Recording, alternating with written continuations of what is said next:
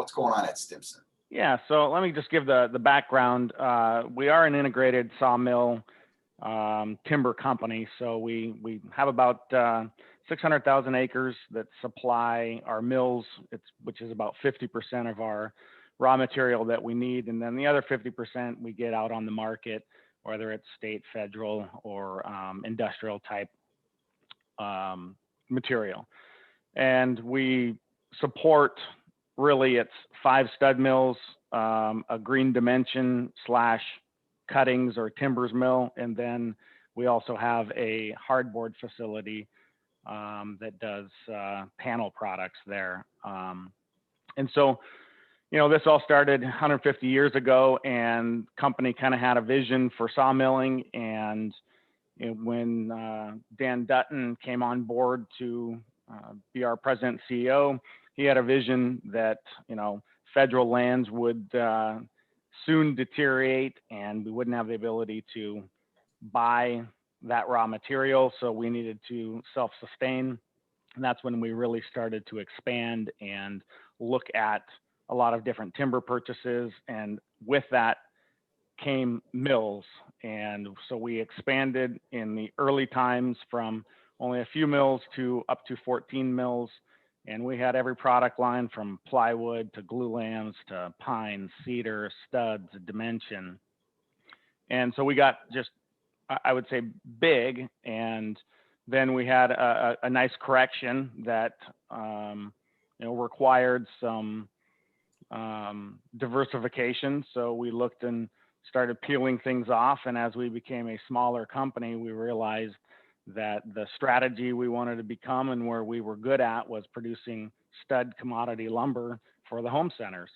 And that really got us through the slow times. And from there, our current president, Andrew Miller, really looked at the strategy for both the employee side as well as the sales side is stability. And what's worse for an employee to come in and not know if you're going to be here tomorrow or what your job is going to be tomorrow.